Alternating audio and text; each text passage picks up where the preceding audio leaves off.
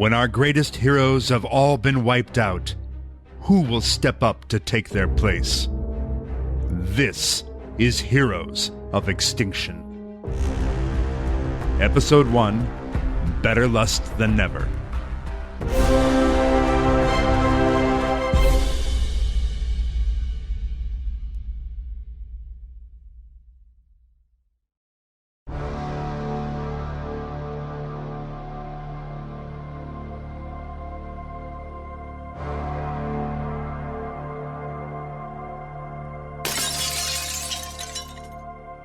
Don't even think about it, Fractus.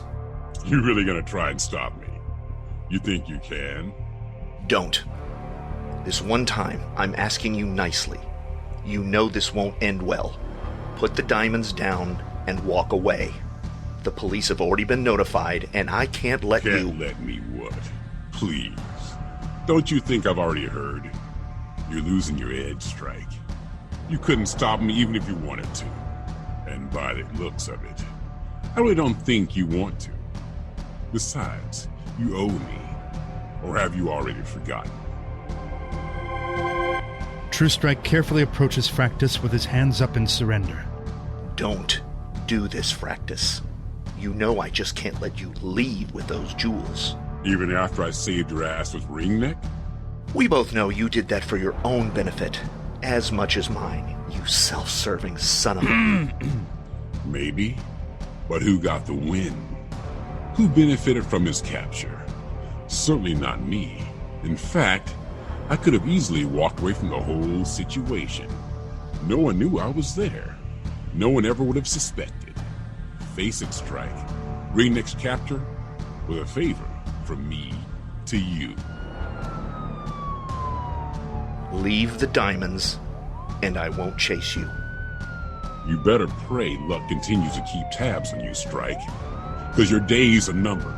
And next time, I won't be so patient.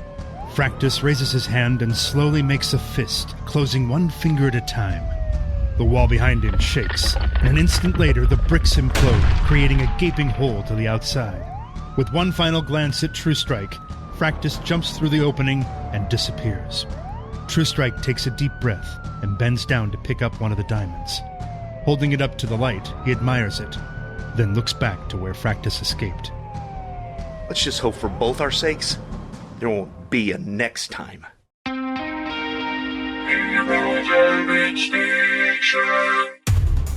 Adventurous Ideas presents Heroes of Extinction. Written by Samantha Alban and Jay Bresavoir. Produced by Jerry Cornell and C. Andrew Nelson.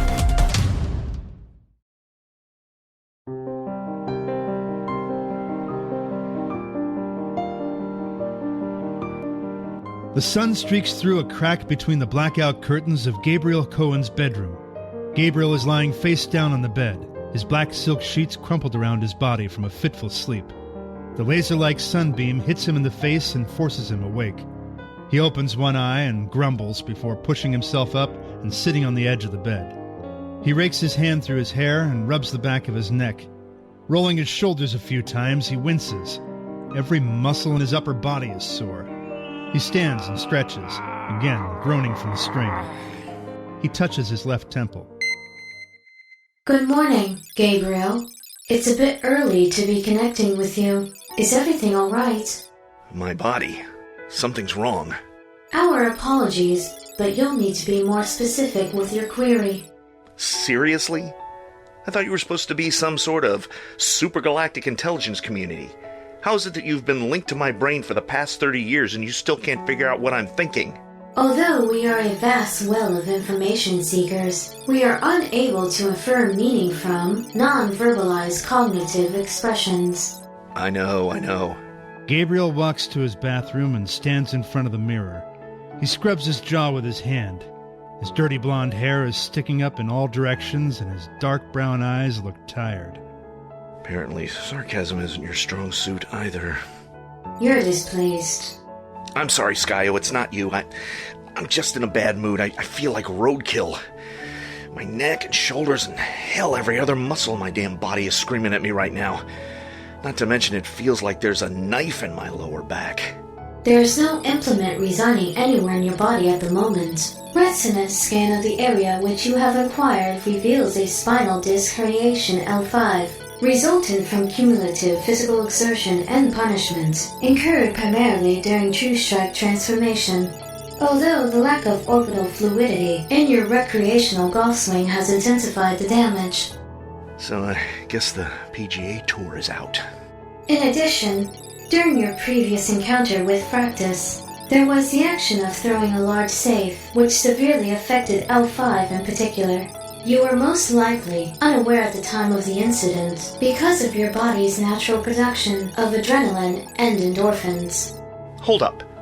Are you saying I threw my back out? How is that even possible?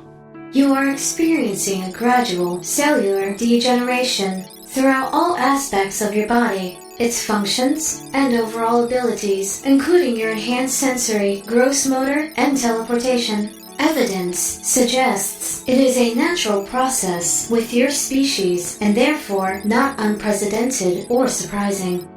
S.C.I.O, speak plainly. What the hell are you saying? You're getting old. Gabriel stares at himself in the mirror as S.C.I.O's assessment sinks in. Well, that can't be right. It doesn't make any sense. I have powers, extraordinary abilities. I can teleport, for Christ's sake. We're not sure what else to tell you. These are affirmed facts. Despite your extraordinary powers, you are still human. Your body is beginning its natural process of degeneration, will eventually fail, and ultimately expire. Are you saying I'm going to die soon? Not immediately, but the life expectancy for a male of your species is 76.2 years. However, given your enhanced genetics, we extrapolate that your longevity will be extended by 5 years. Until then, you will incrementally become slower, weaker, and more susceptible to physical and cognitive damage. That's just great. To your point of teleportation, in the past 16 months, there has been a 1 to 3% discrepancy between your target destination and your actual destination. We can surmise that this will only increase in the future at a rate of approximately 2% per year.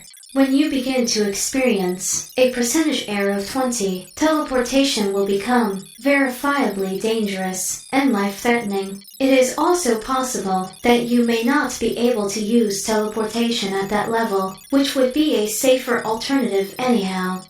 Gabriel places both hands on the edge of the sink and leans forward. His stomach turns and he fights off the urge to vomit. How long? How long have you known? We've been tracking your response times and performance of your enhanced abilities since your physical speed decreased by 1.2% over the past 6 months, translating to approximately 2.54 centimeters less distance per every 10 meters. However, those estimates are anticipated to increase with chronological age. And of course, we still do not have definitive data results from the impact of stress and extreme physical exertion. And you never thought to mention anything before now? You never queried. Great. You appear surprised. Did you assume to be immune to the laws of your natural processes? We've never observed you to be presumptuous in the past. Perhaps this is also part of your biological aging. We will add it to our data. Gee, thanks.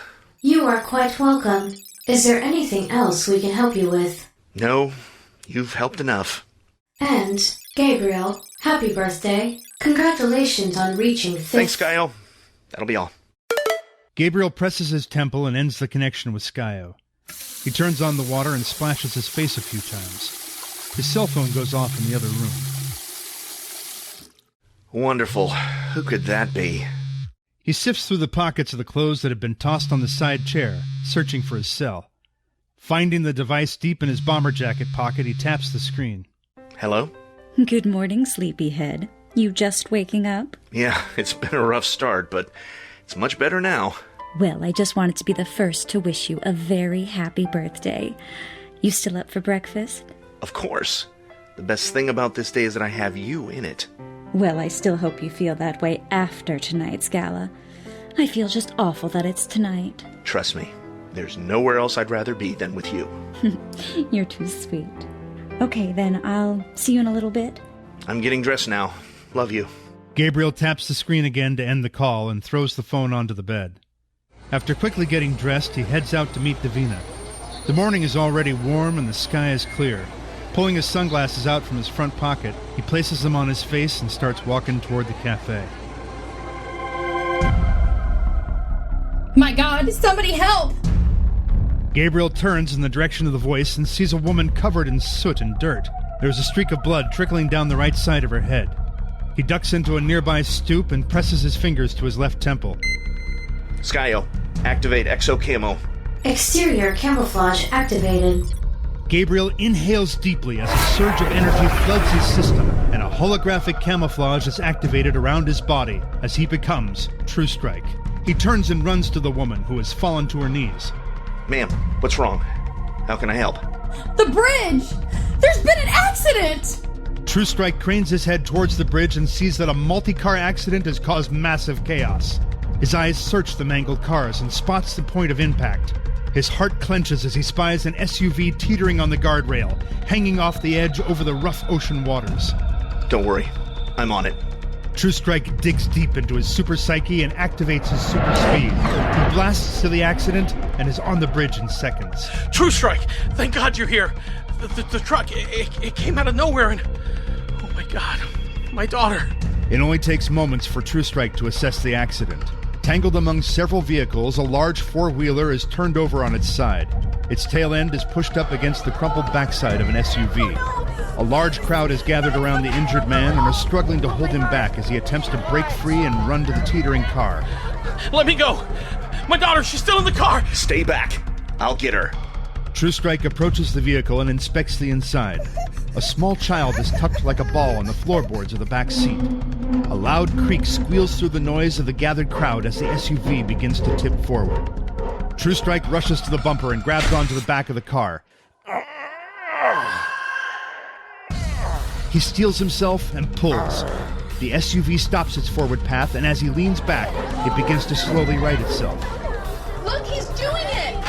True Strike focuses on his target and tugs harder.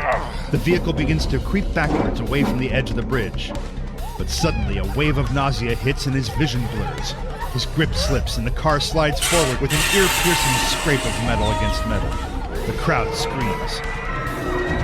No, this isn't happening. True Strike sucks in a long breath through his teeth and wills the wave of nausea aside. His vision clears.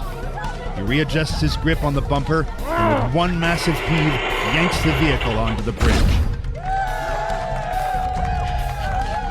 We did it! You saved my little girl! The man runs to the back seat and throws open the door. He leans in and, holding her tight in his arms, pulls out the small girl. The crowd erupts in applause as rescue vehicles arrive on the scene. As the police and fire personnel approach the man and his child, True Strike slips away from the vehicle. Using his super speed, he is back on the sidewalk in seconds and quickly ducks between two buildings. S.C.I.O, deactivate exo camo. Exterior camouflage deactivated. S.C.I.O, what happened back there? All of a sudden I felt sick to my stomach, my vision blurred, and I swear that car got a whole lot heavier real quick.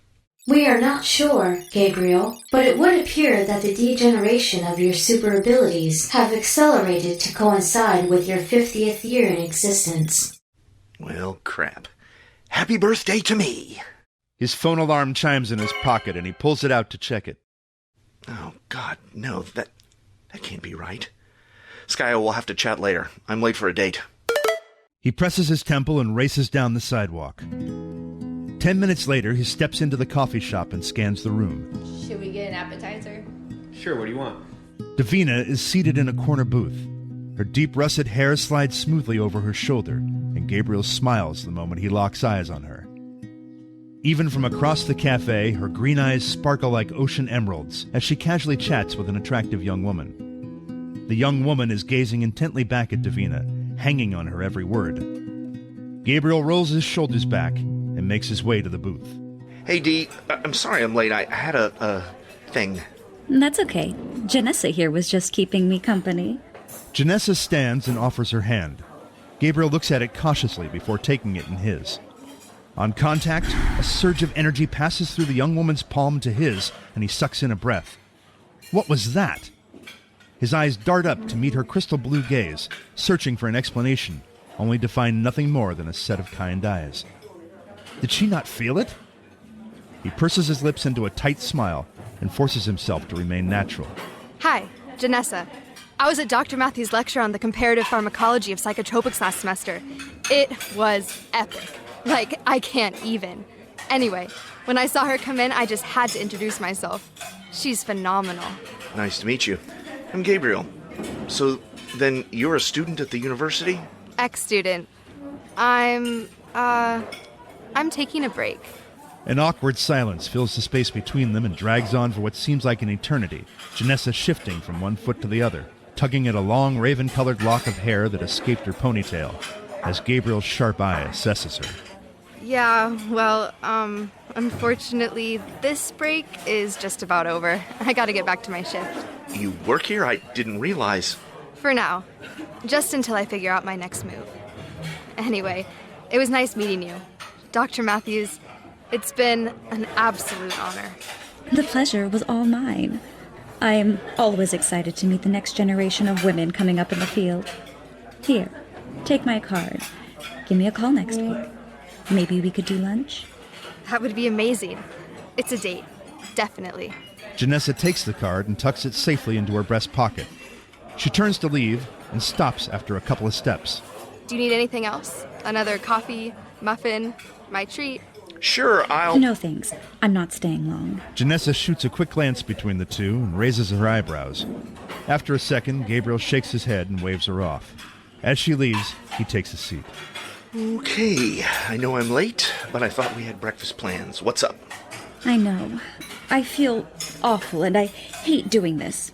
But you know how the past few weeks have been a major whirlwind of chaos and constant migraines. Of course. Well, after we got off the phone, I got a call from the head of research. The board is coming in for a surprise inspection this afternoon. So now, on top of dealing with the regular government babysitters overseeing every move I make, I've got to somehow deal with a panel of megalomaniacs who wouldn't know the difference between a circular particle collider and a linear particle collider if they were accelerated on a chip or a ship. Oh, yeah, of course. But will they let you move on to phase 2? Who knows? There are a bunch of dinosaurs staring at the ground as their doomsday barrels through the sky above. The theory is sound. I can't go any further with the simulations. These things take time. You'll get the go-ahead. I am hoping so. But that's why I have to cancel. I've got to get into the lab. There's been a major breakthrough with one of our subjects, and I need to be there to record the data myself. If what I suspect is happening happens, then the go-ahead to phase 2 will be a slam dunk. So I know it sucks, but... rain check? You know, if you keep blowing me off, I'm gonna start thinking you've got a secret lover stashed in one of the lab lockers. I'm sorry, darling. Really. But I promise I'll make it up to you. Later tonight, after the gala. Something extra special for my birthday boy. Davina leans in and whispers in Gabriel's ear. His eyes widen and he clears his throat. Did I mention I wasn't really hungry anyway?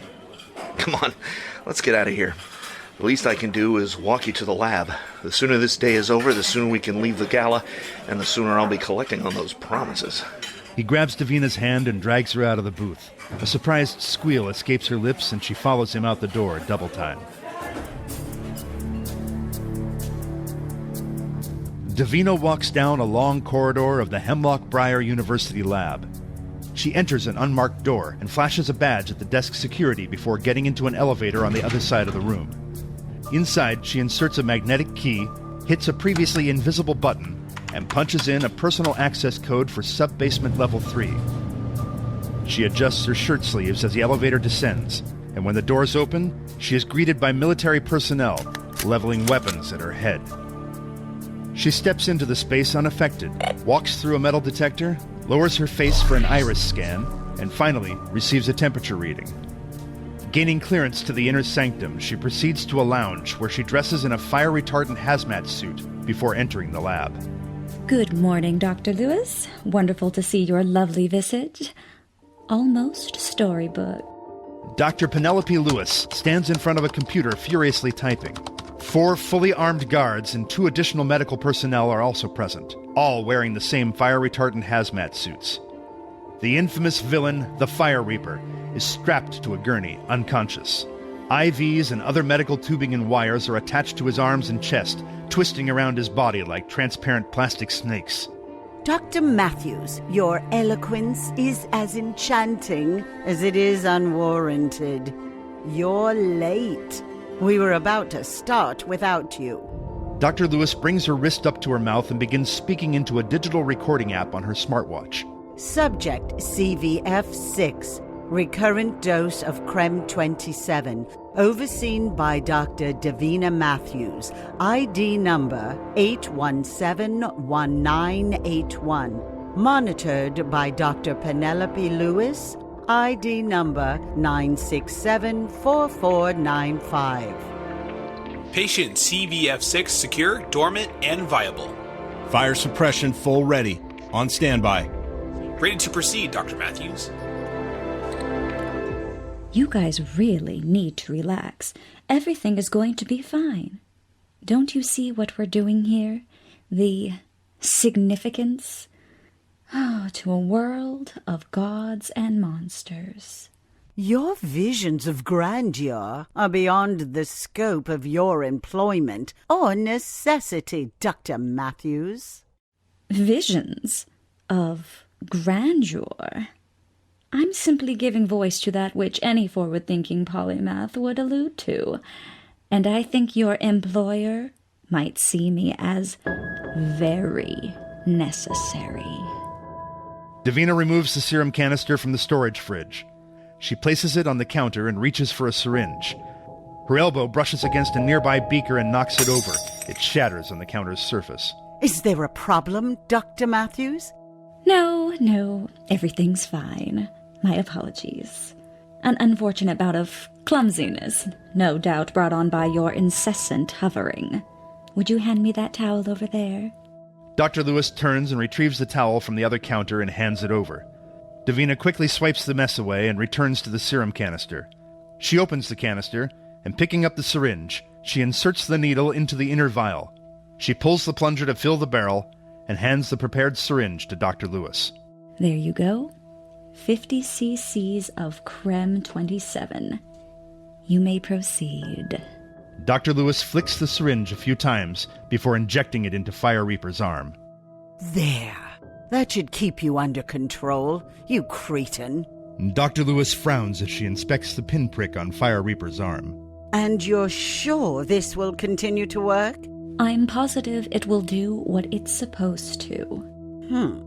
Relax, Dr. Lewis. Everything will turn out exactly as it should. You're going to give yourself wrinkles with all this worrying. Has anyone told you you should smile more? Dr. Lewis's face turns red, but before she can respond, Davina's phone rings. Now, if you'll excuse me, I need to answer that. I've got a big night ahead of me and a handsome date to meet. Davina quickly escapes to her office, located in the west corner of the lab, and after hurriedly removing the top half of her lab suit, she answers her phone. Hey, I know you're probably swamped at the lab, but real quick, I was wondering if you had a suit preference for me tonight. You look great in anything you wear, darling. Are you trying to butter me up? Maybe. 'Cause it's working. But if you don't have a preference... Wear the Armani. The dark charcoal one. Done. See you tonight.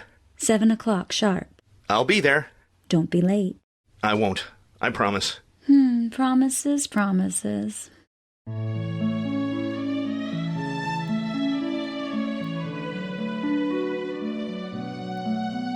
Davina ascends the steps of the Hemlock Briar University Ballroom. She adjusts the low neckline of her black off-the-shoulder Versace gown and looks up to see Gabriel waiting for her at the top of the stairs. He's sharply dressed in a dark Armani suit that fits him snugly in all the right places. He reaches out for her hand as she approaches, and she grasps it without missing a beat. They walk through the crowded hall to the entrance of the grand ballroom. A string ensemble is playing a slow melody and Gabriel slides his arm around Davina's waist and pulls her towards the dance floor. May I have this dance? Of course. They begin to sway back and forth to the music. Davina wraps her arms around his neck and Gabriel's gaze fills with heat. You look delicious. Now who's trying to butter who up? Davina places her head on his chest and Gabriel closes his eyes. She feels so good against him. The words "meant to be" float through his thoughts, and he pulls her closer into his body as they fall contentedly into the music. Best birthday ever.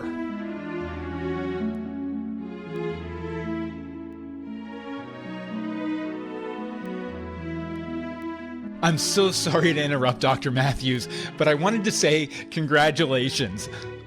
I'm really looking forward to your speech. Davina and Gabriel snap out of their trance. Oh, thank you. The well-wisher departs, and Davina looks up at Gabriel. Did I mention how sorry I am that this is on your birthday? Hey, you. Listen to me. I'm fine with this. Come on, let's get a drink. As much as I'd like to, I can't hog you all night. He leads her off the dance floor. A waiter passes them, and Gabriel reaches out and snatches a champagne glass from the tray. You keep apologizing, but what more could a guy want? I get to spend my 50th in a fancy suit, sipping champagne, with the most gorgeous woman in the sexiest gown I've ever seen on my arm. I still feel a bit guilty, though. You really didn't have to come tonight. I would have understood. It's just the same old thing, same people. All us... what was it you said? Stuffy academics talking about things you can't understand. I believe the word I used was pretentious, my dear. And that's only because I have trouble keeping up with the conversation. Look, would I have loved a night with you to myself? Absolutely. But I'm glad to share this with you. This is your moment, and I wouldn't miss it for anything. I do kind of deserve it, don't I? Every bit. Still, nothing beats a quiet night at home with you, snuggling. Snuggling? Hey, just because you're 50 doesn't mean you get to act like such an old man. Besides, I plan on keeping you up all night. You're really not making a case for us to be here. Don't worry. We can leave early. This is only a baby step in my career anyway. They have yet to appreciate the designs I have for the future. What does that mean? Nothing to worry your perfectly chiseled chin over. Just boring clinical blather. But tonight does present the opening I need to advance. Well, as usual, I'm not entirely sure what you're going on about, but you know I'm here for you. I know. And I want you to know that I wouldn't be here if it weren't for you. None of this would be possible if you weren't in my life. How do you feel about sneaking out of here after your speech? We can head up to Hilltop Vista. Just you, me, the stars, and a bottle of wine. That sounds perfect. Dr. Matthews, I hate to interrupt, but you're needed backstage. Thank you. I'll be right there. Well, it's time. One last kiss for good luck. Come here.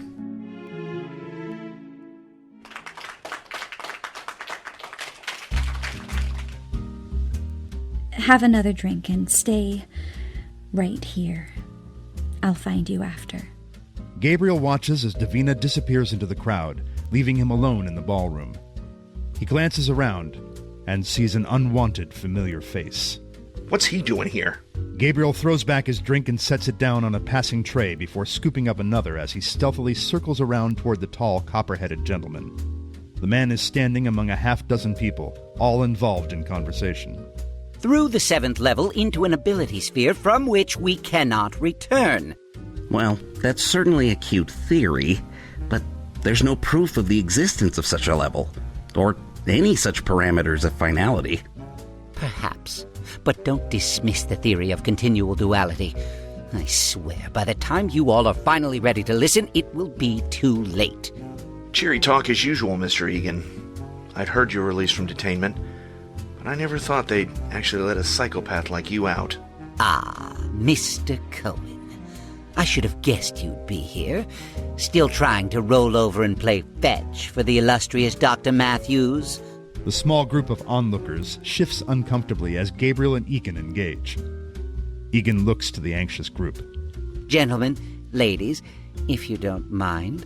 They quickly dissipate as the conversation rises in tension. Since you seem to be so interested, yes, I'm here to support Davina and celebrate her achievements. She's accomplished quite a bit of good. God, here we go again. You, more than most, should know how aware I am of her achievements. Which reminds me, I should head backstage. The speeches are about to begin, and I'll be introducing your precious Davina. What are you playing at, Egan? The court order specifically prohibits you from being within 50 feet of her. Especially after your little blowout when she dumped you as a patient. Well, I'm a changed man, Gabriel. Didn't Davina tell you? Because of my tremendous progress and the success of the suppression injections, administered by the government, of course, the court has dropped the order. In fact, she's even considering taking me on again as a patient to monitor the suppressive effect of my less desirable qualities. Less desirable? You turn into a freaky human blowtorch. How can they just... So that's it. You set fire to 57 buildings, put countless lives at risk, including Davina's, and all's forgiven. It's not so simple, but yes, it's part of the deal. As long as those meds keep the Fire Reaper down, I'm free to live my life. Of course, it's not without limitations. Egan pulls his coat sleeve back to reveal a government monitoring tracker. Gabriel meets Egan's gaze, and the two men are locked in a visual standoff. I've got my eyes on you, Egan. You may have fooled the court. Hell, you may have even fooled Davina. But you don't fool me. Some things don't change. You better not pull anything up on that stage, because if the Fire Reaper so much as becomes a glint in your eye, you will pay. My dear Mr. Cohen, has anyone told you that you need to chill out? How about a drink? I hear there's an open bar. I'm warning you, Egan. 1 foot out of... Enjoy the festivities. With a flippant wave, Egan hurries off into the crowd. Gabriel grabs another drink from a passing waiter as he watches Egan head toward the stage area and takes a long sip. When Egan finally skirts behind the curtain, Gabriel heads off to a small enclave towards the back of the room. I can't believe she didn't tell me about this. What is she even thinking? He tucks himself into the corner of the enclave and gently presses his left temple. S.C.I.O, tell me the status of the clinical trial involving Kenneth Egan. Good evening, Gabriel. It seems Kenneth Egan volunteered as a beta test subject for a product called Cremo-XN Heliodone, commonly known as Crem-27. Crem-27 has been shown to acutely focus the thought process, deter the creation of adrenaline, and imbue a passive, susceptible to suggestion, state of mind. Side effects? Side effects include increased risk of intracranial aneurysm, coma, and death. I wish. How many test subjects? There have been 4 laboratory studies financed in the previous 27 months, with resultant death in 3 of the human subjects. The prevailing theory suggests... S.C.I.O, tell me about the legal agreement with the authorities which supersedes the restraining order on Kenneth Egan's proximity to Davina Matthews. It seems Dr. Matthews requested the removal of the restraining order on the grounds of summarily positive results in clinical studies regarding the efficacy of Crem-27. She did what? Did the authorities even look at the clinical studies? The ballroom lights flash off and on, signaling to the crowd that the presentations are about to begin. Gabriel searches the main stage. Crap, too late now. I've got to go. Gabriel touches the side of his temple and sets his drink on a nearby planter. Upon approaching the stage, he immediately spots Kenneth Egan at the podium. The room quiets as the lanky man taps the microphone a couple of times. Ladies and gentlemen, if I may, tonight is a special night, one to recognize advancement not only in medicine, but the people, the minds of the brilliant innovators among us. Gabriel clenches his jaw and stares at Egan on the stage. His hands fist and his forearms tighten. I don't like this one bit. What were you thinking, Davina? So, without further ado, it is my great privilege to present tonight's Woman of Honor, a distinguished doctor, world-renowned academic, and quite possibly the most sought-after clinician in the field of experiential pharmacology, Dr. Davina Matthews. The crowd claps as Egan steps aside and makes room for Davina to take the stage.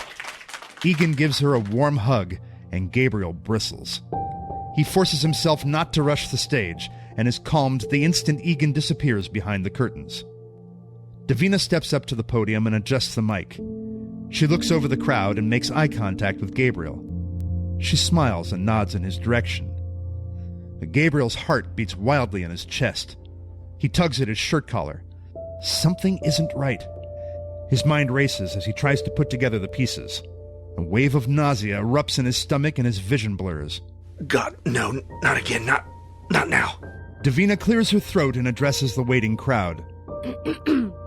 Thank you, Dr. Egan, for that gracious introduction.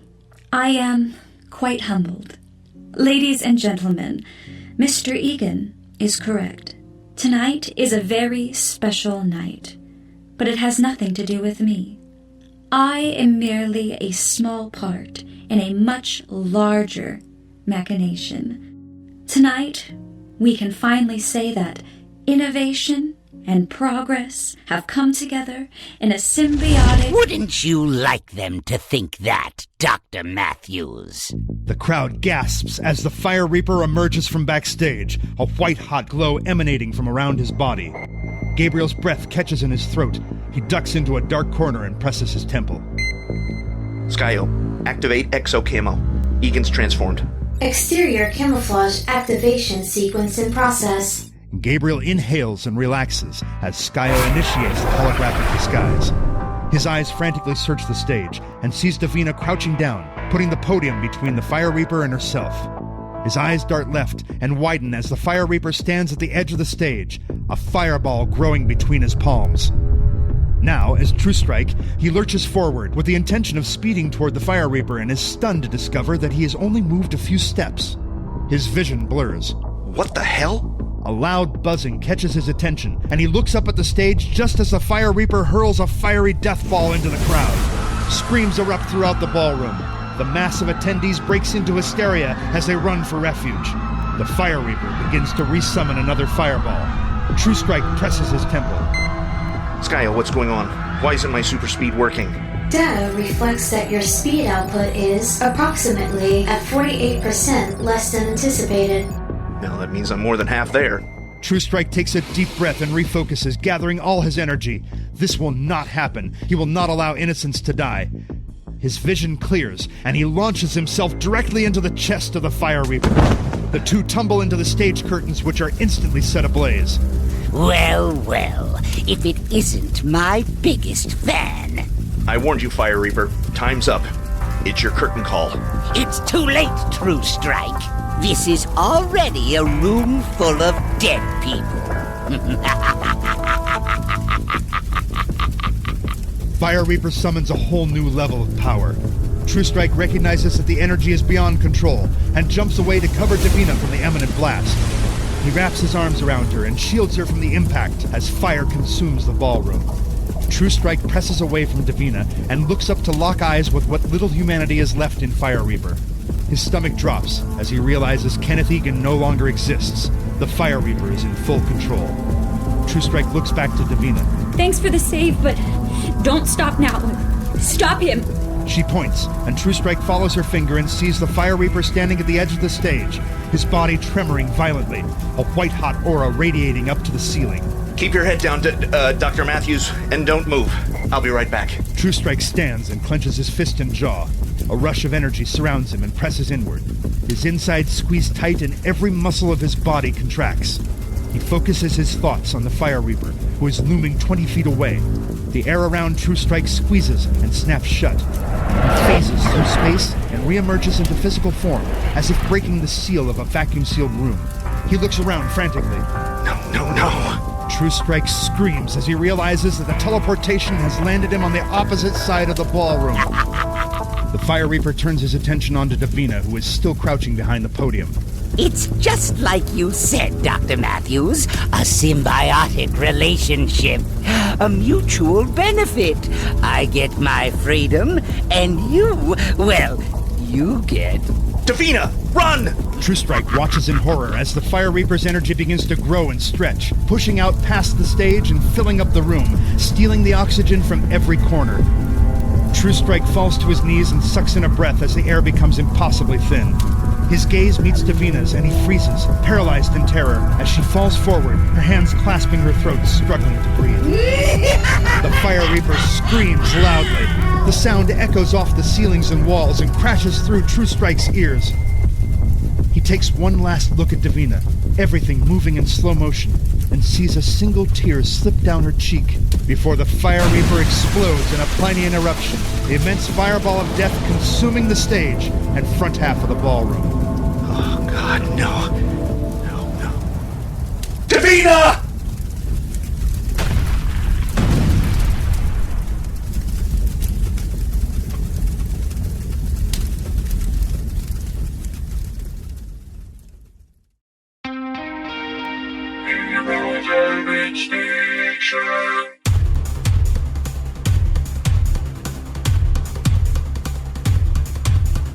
Heroes of Extinction, Episode 1.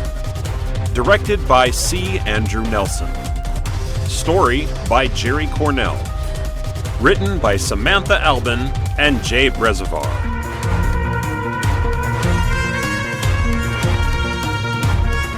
Edited by Jerry Cornell. Narrated by C. Andrew Nelson. Featured in the cast were Peter Alden, Courtney Schaefer, Mary Gibbs, Isaac C. Singleton Jr., Jacqueline Liz, Fran Gauchi, Jason Braden, Joshua Schaefer, Greg Greason, Peter Gould, Megan Bresavoir, Michael McGillivray, Bill Meeks, Maeve Francis, Raymond Macias, Samantha Alban, Savannah Cornell, Chase Schlegel, Crystal Shirola, David Watkins, and Michael Yurchak as the Fire Reaper. Heroes of Extinction theme by James Presley. Audio engineering by James Presley, Kimberly Phipps, and Josh Tershetta. Produced by Jerry Cornell and C. Andrew Nelson. I'm Jason Braden. Find out more about the Heroes of Extinction cast and crew by visiting www.adventurousideas.com.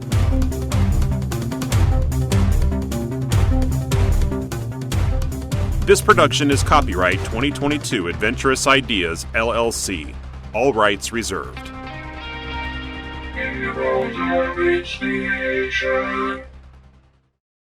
All great stories begin with adventurous ideas.